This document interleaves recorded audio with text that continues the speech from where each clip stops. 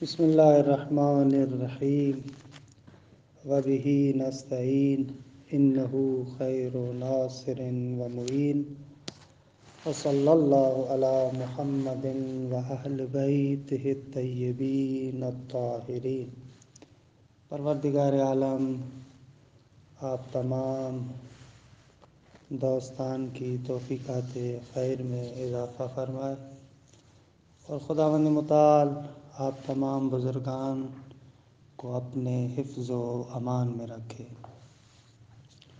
خداوند منان کے لطف و کرم سے ہماری گفتگو معاد کے بارے میں تھی اور چند مقدماتی باتیں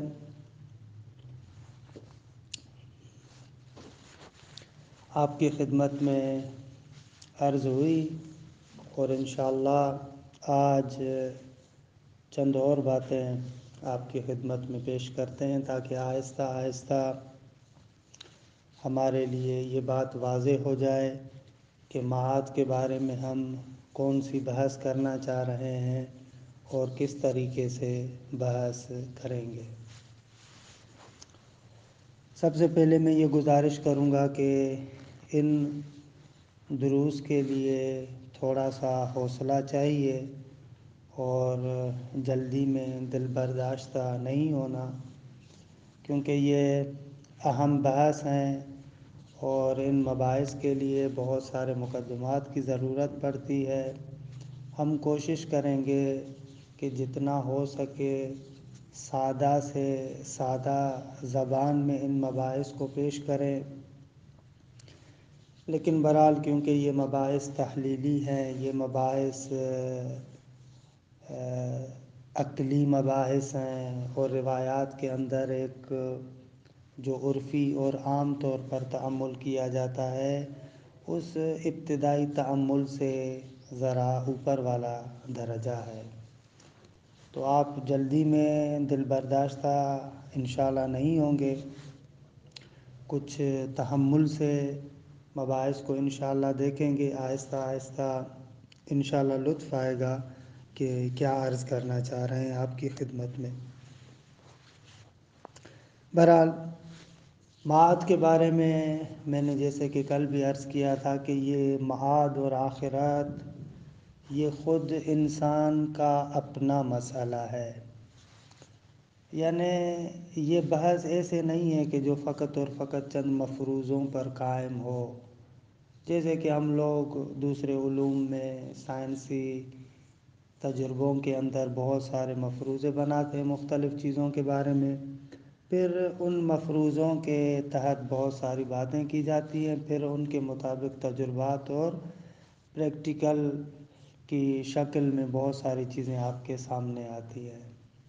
تو یہاں پر مسئلہ جو معاد کے بارے میں ہے وہ مسئلہ صرف مفروضہ نہیں ہے یا کسی اور چیز کے بارے میں ہم کوئی تجربہ نہیں کر رہے، بلکہ یہ معاد کا مسئلہ، آخرت کا مسئلہ، مرنے کے بعد والے عالم کا مسئلہ یہ در حقیقت میرا اپنا مسئلہ ہے، یہ خود میری اپنی بات ہے، یا کل جو میں نے عرض کیا تھا کہ یہ خود میرے اپنے حقیقی مستقبل اور فیوچر کی بات ہے، لہذا اس کی بہت زیادہ اہمیت ہے کیونکہ یہ میرا مسئلہ ہے، خود میری ذات کے ساتھ وابستہ مسئلہ ہے، میری ابدیت کا مسئلہ ہے، میری حیات حقیقی کا مسئلہ ہے، خود میرے حقیقی مستقبل کا مسئلہ ہے کہ میرے بارے میں کیا ہونا ہے، میں نے کیا کرنا ہے، میں نے کس جگہ پر پہنچنا ہے، لہذا بہت ہی اہم ہے اس بحث کے بارے میں توجہ کرنا۔ دوسرا نقطہ جو ضروری سمجھتا ہوں یہاں پر اشارہ کروں وہ مسئلہ یہ ہے کہ معاد کے بارے میں ہمارا جو ابتدائی اور سطحی تفکر ہے ہم اس طریقے سے سمجھتے ہیں، جو عام طور پر تأثر ہے کہ ایک دن آئے گا یہ دنیا ختم ہو جائے گی اور اسی جگہ پر حشر بپا ہوگا. جتنے بھی مردے قبروں میں دفنائے گئے ہیں ان کو پھر اٹھایا جائے گا اور ایک طرف جنت ہے، دوسری طرف جہنم ہے. اہل محشر موجود ہیں، حساب و کتاب ہو رہا ہے، قضاوت ہو رہی ہے، فیصلہ ہو رہا ہے. پھر اسی قضاوت کے نتیجے میں کچھ لوگوں کو باغات میں بھیجا جاتا ہے اور کچھ لوگوں کو جہنم نامی آگ کے ایک بہت بڑے گڑھے میں پھینک دیا جاتا ہے. عام طور پر جو ابتدائی تأثر ہے ہمارا معاد کے بارے میں، آخرت کے بارے میں، وہ یہ تأثر ہے. یعنی دوسرے لفظوں میں ہم ایسے سمجھتے ہیں کہ ایک دنیا کا یہ نظام ہے جو اس طریقے سے چل رہا ہے، بالآخر یہ دنیا کا نظام ختم ہوگا اور یہاں پر فیصلہ ہوگا آخری، اور اس فیصلے کے نتیجے میں کچھ لوگ کامیاب ہوں گے، باغات میں چلے جائیں گے، اور کچھ لوگ آگ میں جلتے رہیں گے، آگ میں جھونک دیے جائیں گے. آیا واقعاً اس طریقے سے معاد، آیا اس طریقے سے آخرت ہے جس طریقے سے ہم ابتدائی طور پر تصور کرتے ہیں؟ اس میں کوئی شک نہیں ہے کہ اس دنیاوی نظام کو لپیٹ دیا جائے گا. اس میں بھی کوئی شک نہیں ہے کہ جنت بھی ہے، جہنم بھی ہے. اس میں بھی کوئی شک نہیں ہے کہ کامیاب اور سعادت مند انسانوں کو جنت میں بھیج دیا جائے گا. اس میں بھی کوئی شک نہیں ہے کہ جو ناکام ہیں، نامراد ہیں، جنہوں نے اپنے آپ کو خراب کیا، ان لوگوں کو جہنم میں ڈال دیا جائے گا. لیکن حقیقت یہ ہے کہ قرآن مجید کے جب بیانات کی طرف ہم آتے ہیں تو قرآن اس معاد اور آخرت کا گہرا تصور دیتا ہے. اس طریقے سے نہیں ہے جیسے ہم لوگ ابتدائی اور سطحی طریقے سے سمجھتے ہیں. تھوڑا سا بات کو واضح کرنے کے لیے اور آپ کو فضا میں لانے کے لیے میں صرف ایک آدھ بات آپ سے پوچھتا ہوں کہ انشاءاللہ یہ مباحث آئیں گے. لیکن پیغمبر اکرم صلی اللہ علیہ وآلہ وسلم جب معراج پر گئے، جو روایات معراجیہ ہیں ہمارے پاس، ان روایات معراجیہ سے پتہ چلتا ہے کہ پیغمبر اکرم نے جنت کو بھی دیکھا، پیغمبر اکرم نے جہنم کو بھی دیکھا، پیغمبر اکرم نے دیکھا کہ جنتیوں کو جنت میں لے جایا جا رہا ہے، جہنمیوں کو جہنم میں ڈالا جا رہا ہے، اور حتیٰ جنت، جہنم، جنتی، جہنمی، ان سب لوگوں کو دیکھا. یہ روایات معراجیہ میں ہمارے ہاں بہت زیادہ روایات ہیں، کوئی ایک آدھ روایت نہیں ہے، بہت زیادہ روایات ہیں. سوال میں آپ سے یہ کرنا چاہ رہا ہوں کہ اگر واقعاً آخرت کا، معاد کا، جنت اور جہنم کا وہی عام اور سطحی ابتدائی تصور ہوتا تو دنیا تو ابھی تک ختم نہیں ہوئی، محشر تو ابھی تک برپا نہیں ہوا. خود جب دنیا ابھی تک ختم نہیں ہوئی، محشر ابھی تک برپا نہیں ہوا، تو پیغمبر اکرم نے کون سی جنت دیکھی؟ پیغمبر اکرم نے کون سی جہنم دیکھی؟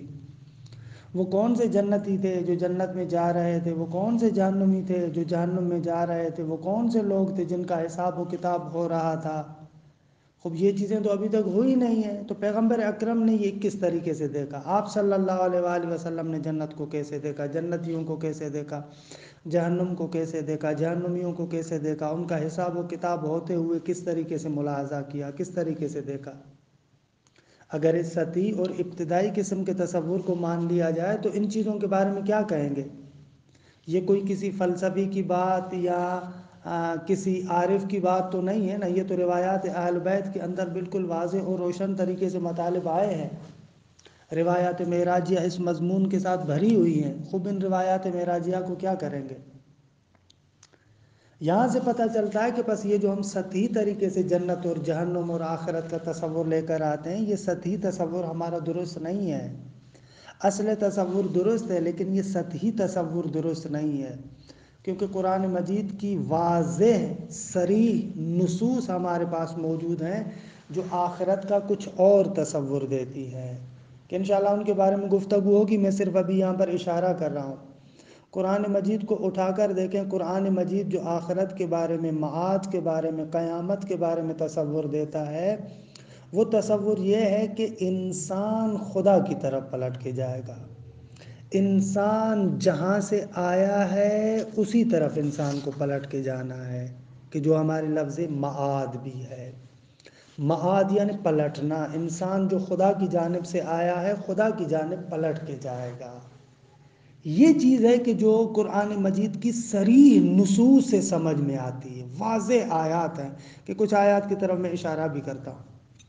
لیکن ہم لوگ جو سادہ سا تصور دیتے ہیں، سطحی تصور دیتے ہیں، یا حتیٰ کلامی کتابوں میں بھی وہ تصور ہمارے سامنے آتا ہے، اس تصور میں یہ دیا جاتا ہے معاد یعنی روح کا اپنے بدن کی طرف پلٹنا.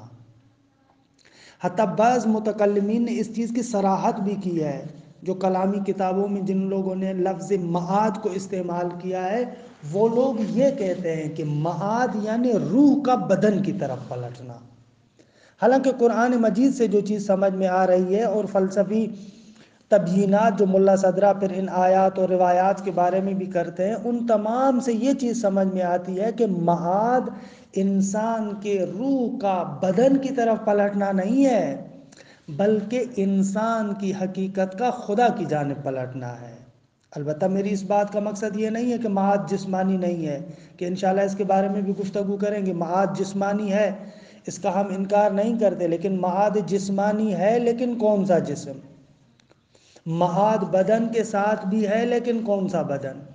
یہ اپنی جگہ پر ہے. خود اس کے بارے میں گفتگو ہوگی. بدن انسان کسے کہتے ہیں، انسان کی حقیقت کیا ہے، انسان کا روح کیا ہے، انسان کا نفس کیا ہے، انسان کا جسم کیا ہے، انسان کا بدن کیا ہے، اس دنیا میں کون سا بدن ہے، اس دنیا میں کون سا جسم ہے، پھر آخرت میں انسان کے پاس کون سا بدن ہوگا، کون سا جسم ہوگا، کس طریقے سے ہوگا. یہ ساری گفتگو ہے جو انشاءاللہ ہم آئندہ مباحث میں آپ کے سامنے پیش کریں گے.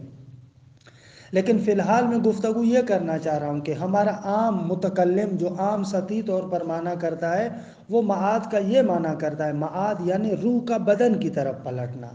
لیکن حقیقت یہ ہے کہ قرآن مجید کی صریح نصوص کو جو ہم دیکھتے ہیں، ان صریح نصوص سے پتہ چلتا ہے کہ معاد ایک عالم ہے. معاد ایک ایسا نشأہ ہے، ایک ایسا عالم ہے کہ جس عالم میں انسان خدا کی طرف پلٹتا ہے، خود خدا کی طرف جاتا ہے، ملاقات پروردگار عالم کی طرف جاتا ہے.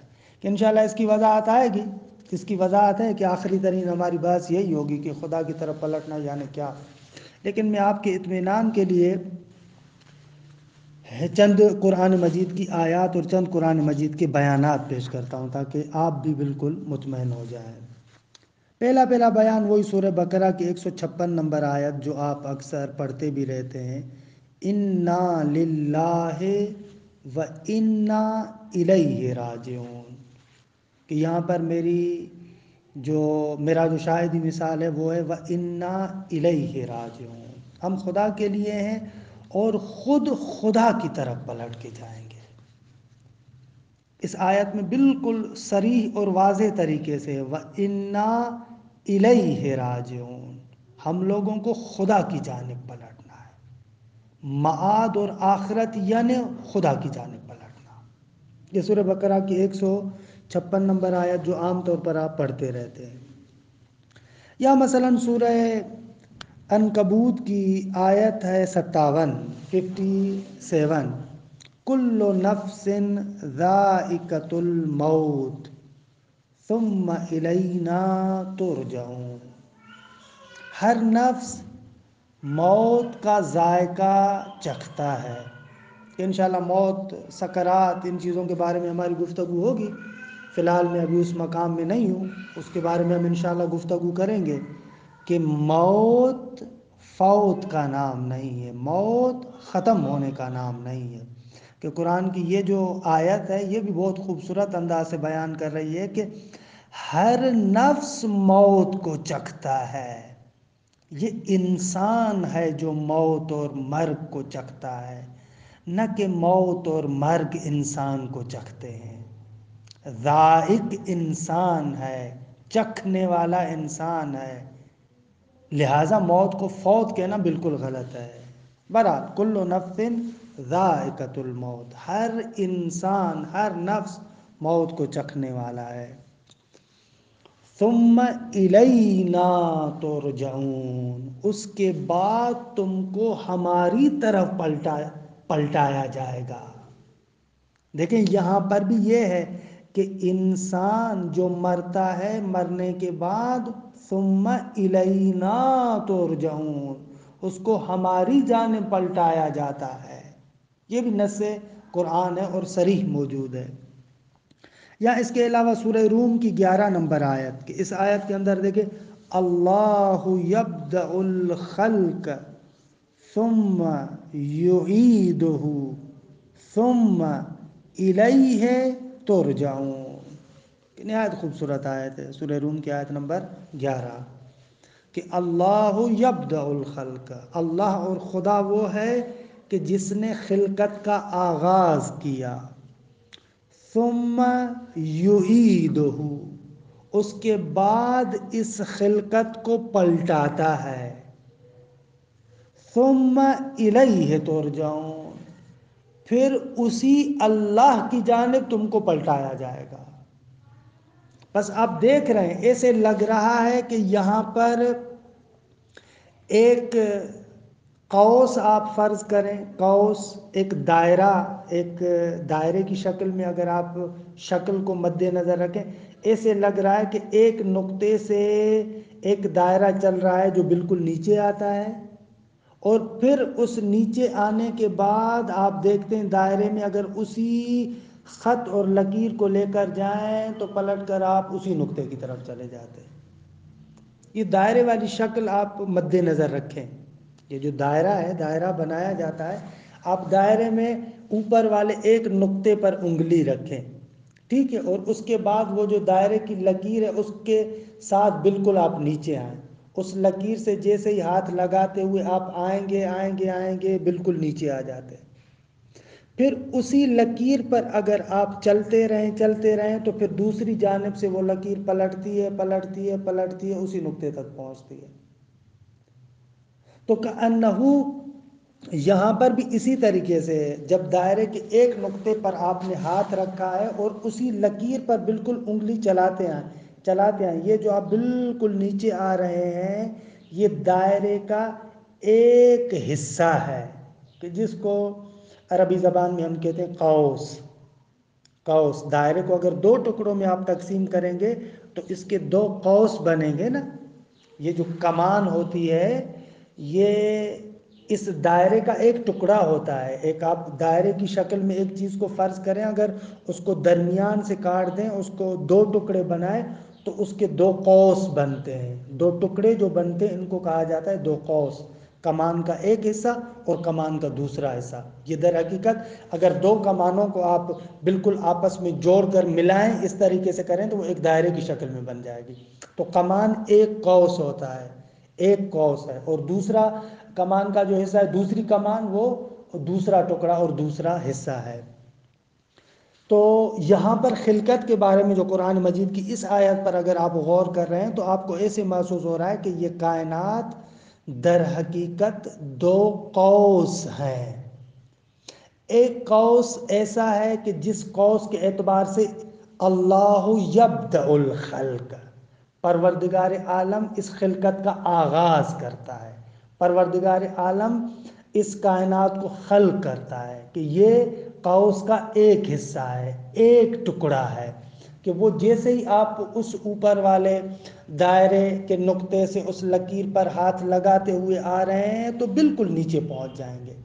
کأنہ یہ ایک کمان بن گئی، ایک قوس بن گیا، ایک حصہ بن گیا، کہ جس کو اہل معرفت کہتے ہیں قوس نزول، اللہ یبدأ الخلق۔ پھر اسی لکیر پر آپ انگلی رکھتے جائیں، بالکل انگلی رکھتے جائیں، اسی نقطے تک جا کر پہنچے جس نقطے سے آپ کا آغاز ہوا تھا، ثم یعیدہ ثم الیہ ترجعون، یہ دوسرے والا ٹکڑا۔ پھر خداوند متعال یہ جو اس قوس کو نیچے لے کر آیا، اسی کو پھر اوپر لے کر آتا ہے۔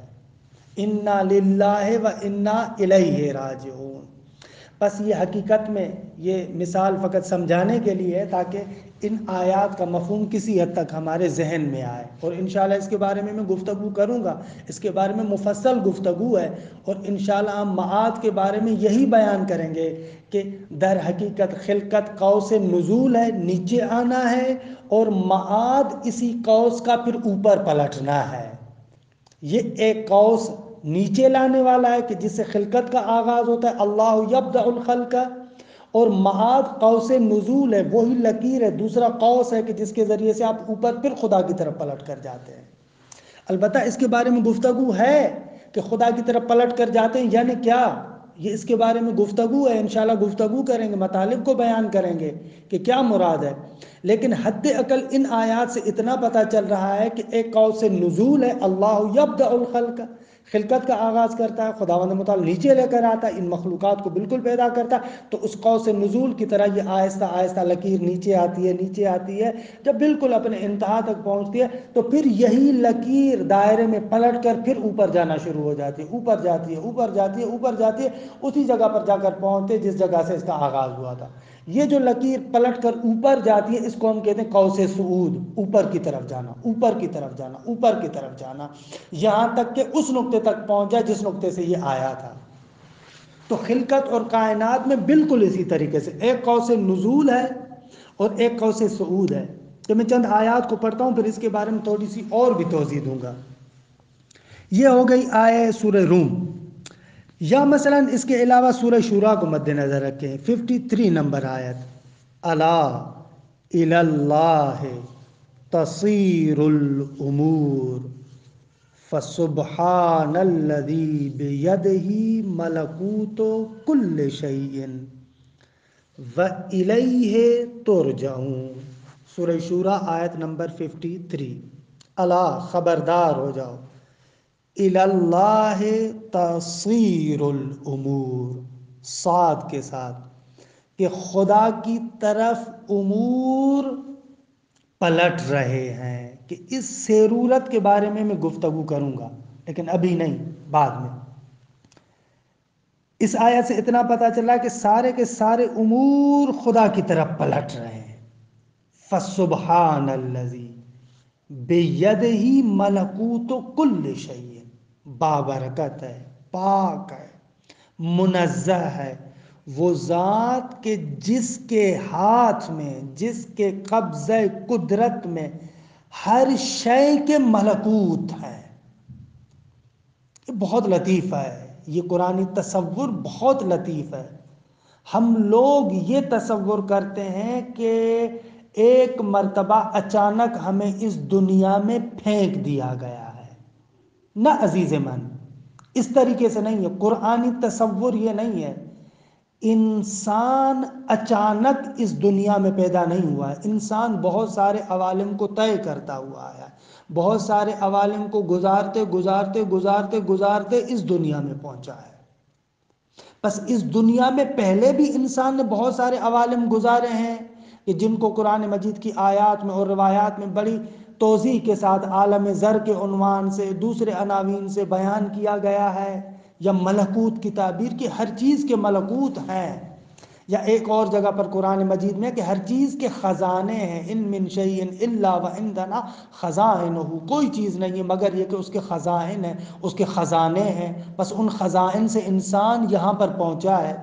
یا وہ جو بندے حقیر کی بات ابھی تھوڑی دیر میں پہلے آپ کے لیے عرض کر رہا تھا کہ قوس نزول کے اعتبار سے پروردگار عالم سے جو خلقت کا آغاز ہوا، یہ جو انسان چلا ہے ان تمام عوالم کو طے کرتے طے کرتے طے کرتے طے کرتے اس دنیا تک پہنچا۔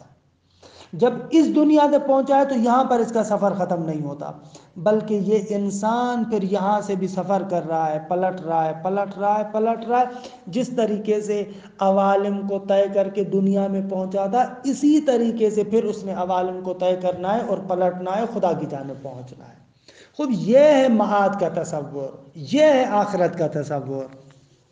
فسبحان الذی بیدہ ملکوت کل شیء۔ پھر دیکھیں اسی آیت میں آخری جملہ کیا ہے، وَإِلَيْهِ تُرْجَعُونَ، اور تم لوگوں کو خدا کی جانب پلٹایا جائے گا۔ تو معاد در حقیقت خدا کی جانب پلٹنا ہے۔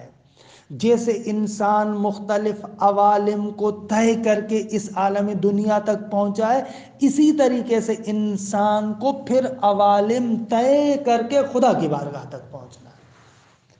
بس یہ معاد در حقیقت عوالم کے اندر سیر ہے، مختلف عالموں کے اندر سیر ہے۔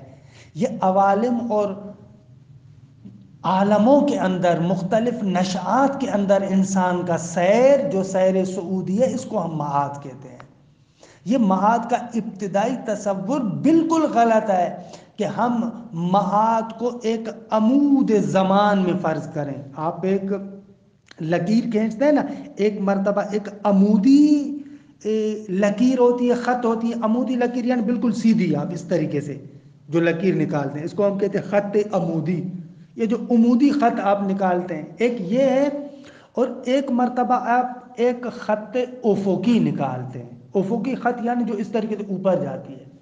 ایک ٹرائنگل کو آپ فرض کریں، آپ ٹرائنگل جب بناتے ہیں تو وہاں پر آپ کے پاس 3 لکیریں ہیں، ایک بالکل سیدھی لکیر، پھر وہاں پر ایک اوپر کی جانب البتہ تھوڑی منحنی ہوتی ہے، ٹیڑھی خط ہوتی ہے، یہ جو ٹرائنگل آپ بناتے ہیں مثلث، اور دوسری بھی اسی طریقے سے۔ تو وہ جو افقی خط ہے، ہم لوگ ایسے سمجھتے ہیں کہ معاد، قیامت، آخرت اس زمان کے اندر ایک عمودی خط ہے، کہ یہ زمان اس طریقے سے ایک خط مستقیم کی طرح چل رہا ہے، چل رہی ہے، یہ دنیا چل رہی ہے، ایک جگہ پر آ کر یہ زمان ختم ہو جائے گا اور اسی جگہ پر آ کر آخرت برپا ہو جائے گی، قیامت برپا ہو جائے گی۔ ہم لوگ اسی طریقے سے تصور کرتے ہیں۔ حالانکہ قرآن مجید سے جو ہمیں معاد کے بارے میں، آخرت کے بارے میں تصور مل رہا ہے، وہ اس طریقے سے نہیں ہے کہ یہ ایک خط عمودی نہیں ہے، بلکہ یہ ایک سیر صعودی ہے۔ اگر دوسرے الفاظ میں میں کہوں تو یہ یہاں پر ایک خط افقی ہے، اوپر کی طرف انسان جا رہا ہے، لیکن اچھی تعبیر وہ قوس صعود والی ہے، قوس صعود والی ہے۔ خط والی تعبیر اتنی مناسب نہیں ہے، قوس ہے، دائرے میں ایک قوس کے ذریعے سے آپ نیچے آئے ہیں جس کو ہم قوس نزولی کہہ رہے ہیں، اور ایک قوس کے ذریعے سے آپ کو اوپر جانا ہے جس کو ہم قوس صعودی کے ساتھ تعبیر کر رہے ہیں۔ تو یہ معاد عوالم میں سیر ہے، نہ کہ اسی دنیا کے اندر اس دنیا کو مٹا کر اس دنیا کی جگہ پر ایک ماڈرن دنیا بنانی ہے۔ ماڈرن دنیا بنانے کا نام آخرت نہیں ہے کہ اس دنیا کو مٹا کر اس کی جگہ پر، ایک جگہ پر باغات کو بنا دیا، دوسری جگہ پر ہم نے جہنم کے بہت بڑے گھڑے بنا دیے، گڈھے بنا دیے۔ نہ، اس طریقے سے نہیں ہے معاد قرآن کی نظر میں۔ یہ وہی دنیا ہے، یہ جو ہم لوگ عام طور پر تصور کرتے ہیں کہ اس دنیا کو مٹا کر ایک چٹیل میدان بنا دیا جائے گا، اور اس چٹیل میدان پر ایک طرف باغات ہوں گے اور ایک طرف جو ہے وہ کیا ہے، جہنم کے بہت بڑے گڈھے ہوں گے، بہت بڑے گھڑے ہوں گے، کہ جہاں پر جو ہے وہ کیا ہے، ایک کھائی بنا دی گئی ہے کہ جہاں پر آگ جل رہی ہے، پکڑ کر بعض لوگوں کو اس کھائی میں پھینک دیا جائے گا اور بعض لوگوں کو اس جنت کے باغات میں بھیج دیا جائے گا۔ یعنی ایک اس طریقے کی ماڈرن قسم کی دنیا ہم تصور کرتے ہیں۔ قرآن معاد کے بارے میں ایسے نہیں کہتا۔ قرآن کے نقطۂ نگاہ کے اعتبار سے معاد یہ نہیں ہے کہ اسی جگہ پر وہ جو روح انسان عالم برزخ میں چلا گیا تھا پھر اس کو پلٹا کر اسی دنیا میں، مثلا اس مادی دنیا اور انسولی دنیا میں واپس لایا جائے۔ نہ نہ عزیز مان، اس طریقے سے نہیں ہے۔ آخرت کا تصور قرآن یہ نہیں دے رہا۔ یہ صریح آیات موجود ہے کہ ان آیات میں یہ کہا جاتا ہے کہ انسان کا آغاز جو پروردگار عالم سے ہوا تھا، آخرت یعنی پھر اسی کی طرف پلٹ کر جانا ہے۔ الا الی اللہ تسیر الامور فسبحان الذی بیدہ ملکوت کل شیء والیہ ترجعون، اور اسی خدا کی جانب تم کو پلٹایا جائے گا۔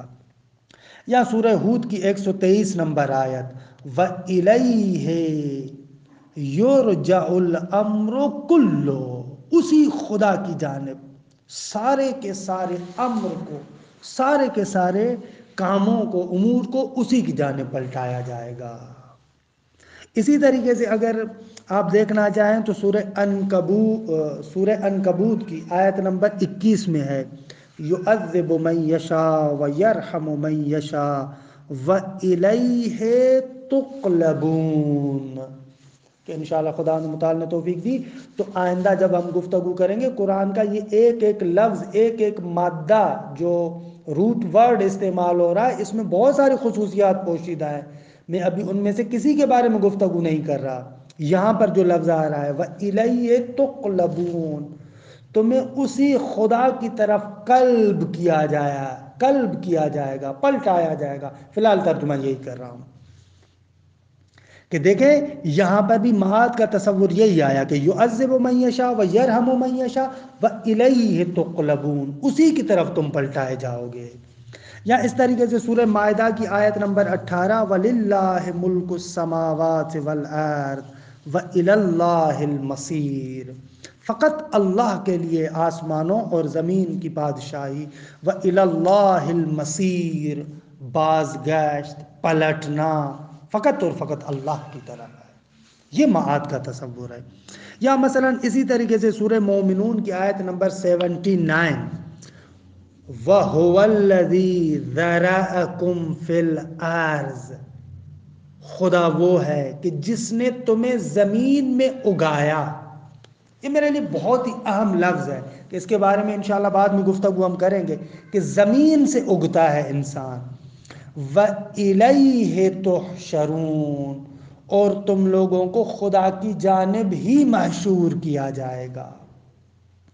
یا اسی طریقے سے سورہ مریم کی 40 نمبر آیت اِنَّا نَحْنُ نَرِثُ الْأَرْضَ وَمَنْ عَلَيْهَا، بے تحقیق ہم زمین کے وارث ہوں گے، زمین ہمارے ارث میں آئے گی. خود یہ ارث لے گا خدا یعنی کیا کہ خود یہ سارے نکات ہیں اپنی جگہ پر کہ فعلاً مقصود نہیں ہے. وَإِلَيْنَا يُرْجَعُونَ، اور تم لوگوں کو صرف ہماری جانب پلٹایا جائے گا. یا اسی طریقے سے سورہ یونس کی آیت نمبر 34 قُلِ اللَّهُ يَبْدَأُ الْخَلْقَ ثُمَّ يُعِيدُهُ فَأَنَّىٰ تُؤْفَكُونَ، اے ہمارے حبیب تم کہہ دو وہی اللہ ہے جس نے خلقت کا آغاز کیا، پھر اسی خلقت کو اپنی طرف پلٹائے گا. فَأَنَّىٰ تُؤْفَكُونَ، بس کہاں تم لوگ پھیرے جا رہے ہو، تم لوگوں کو خدا کی جانب ہی پلٹنا ہے. یا اسی طریقے سے سورہ یونس کی آیت نمبر 30 هُنَالِكَ تَبْلُو كُلُّ نَفْسٍ مَا أَسْلَفَتْ وَرُدُّوا إِلَى اللَّهِ مَوْلَاهُمُ الْحَقِّ وَضَلَّ عَنْهُمْ مَا كَانُوا يَفْتَرُونَ. اللہ اکبر. وہی وہ مرحلہ ہوگا ہنالک، وہی وہ مرحلہ ہوگا، وہی جگہ ہے کہ تبلو کل نفس ما اسلفت، انسان آزمائے گا اس شے کو جو اس نے اپنے لیے بھیجی ہے. اگر دنیا کے اندر ہم لوگ یہ تصور کرتے ہیں مختلف جو کام کرتے ہیں وہ ختم ہو گئے، نہ، قرآن کہتا ہے جو کچھ تم کام کرے وہ در حقیقت اپنے لیے دوسرے عوالم میں بھیج رہے ہو اور تم کو وہی وہاں پر ملنے والا ہے. وَرُدُّوا إِلَى اللَّهِ مَوْلَاهُمُ الْحَقِّ، کہ فعلاً میرا شاہدی مثال یہی ہے کہ تم لوگوں کو اپنے اللہ کی جانب کے جو تمہارا مولا ہے اسی کی جانب تمہیں پلٹایا جائے گا. اس طرح کی اور بہت ساری آیات ہیں کہ فی الحال میں ان تمام آیات کو پیش نہیں کرا، صرف یہ کہنا چاہ رہا ہوں کہ قرآن مجید جو ہمیں معاد کا تصور دے رہا ہے وہ ہمارے اس سطحی تصور سے بڑھ کر ہے. قرآن یہی کہہ رہا ہے یدبر الامر من السماء الى الارض ثم یعرج الیہ، پھر یہ اسی کی طرف عروج کرتا ہے، اسی کی طرف پلٹتا ہے. لہٰذا معاد کے بحث میں جو سب سے زیادہ اہم چیز ہے اس نقطے کو سمجھنا چاہیے کہ معاد عوالم کا سیر ہے. یہ انسان ہے جو مختلف عوالم کا سیر کرتا ہے، یہ انسان ہے جو قوس نزول کے اعتبار سے نیچے اترا ہے، پھر اس انسان کو قوس صعود کے اعتبار سے ان عوالم کو طے کرتے پھر خداوند متعال کی جانب پلٹ کر جانا ہے. لہٰذا معاد کے بحث میں یہ آج میں نے صرف آپ کے لیے ایک اجمالی خاکہ بیان کیا ہے کہ قرآن کی یہ صریح آیات ہیں، ان کے اندر کسی کج بحثی کی ضرورت نہیں ہے. ان کے اندر آ کر کوئی نہیں کہہ سکتا کہ مراد یہ ہے مراد یہ نہ، کیونکہ یہ اتنی آیات میں یہ مطلب آیا ہے بالکل صراحت اور روشن طریقے سے کہ جس کا انکار انسان نہیں کر سکتا. یہ کوئی ایک آدھ آیت نہیں ہے، میں نے آپ کے سامنے اتنی آیات پڑھی ہے اور اس کے علاوہ بھی اور بہت ساری آیات ہیں جو اس مضمون کو پہنچاتی ہیں کہ معاد، آخرت، خدا کی طرف پلٹنے کا نام ہے، معاد آخرت لقائے الہی کا نام ہے، خدا سے ملاقات کا نام ہے، خدا کی جانب پلٹنے کا نام ہے۔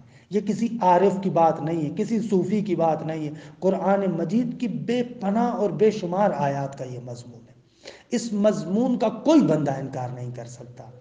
2 منٹ کے لیے اگر اس کے برخلاف کوئی بات آپ نے سنی ہے تو ان چیزوں کو اپنے ذہن سے اٹھا کر بالکل باہر پھینک دے، کیونکہ یہ قرآن کی صریح آیات ہے۔ بہرحال اس معاد کے بحث کو اور اس نقطے کو کہ بالآخر کیسے انسان خدا کی طرف پلٹتا ہے، وہ عوالم کیا ہے، کس طریقے کے عوالم ہے، اس لیے ضروری ہے کہ ہم خود اپنے آپ کو تھوڑا بہت سمجھیں، خود اپنے بارے میں تأمل کریں۔ یہ بحث انتہائی اہم ہے۔ جب تک میں خود اپنے آپ کو نہیں سمجھتا مجھے پتہ نہیں چلے گا کہ میں کہاں سے آیا ہوں، مجھے کہاں جانا ہے۔ اسی لیے جہاں پر بھی ملا صدرہ نے معاد کے بارے میں گفتگو کی ہے، اس سے پہلے خود انسان شناسی کے بارے میں گفتگو کی ہے کہ یہ معاد بھی در حقیقت انسان شناسی ہے، انسان خود اپنے آپ کو پہچانتا ہے۔ لہٰذا 2 منٹ کے لیے آپ خود اپنے آپ پر تأمل کریں، اور ہم اس معاد کے بحث کے لیے ضروری ہے کہ خود اپنے آپ کے بارے میں تھوڑی سی گفتگو کریں۔ بالآخر یہ حضرت انسان ہے کیا؟ اس حضرت انسان کے کون سے سفر ہیں، کہاں پر یہ جاتا ہے؟ انشاءاللہ کہ آج تو وقت نکل گیا، کل سے ہم 2-3 جلسے اس نقطے کے بارے میں بیان کریں گے کہ خود انسان کیا ہے، یہ انسان جو پلٹ کر خدا کی طرف جا رہا ہے یعنی کیا، یہ سمجھنا بالکل اہم ہے اور بہت زیادہ ضروری ہے۔ السلام علیکم ورحمۃ اللہ وبرکاتہ۔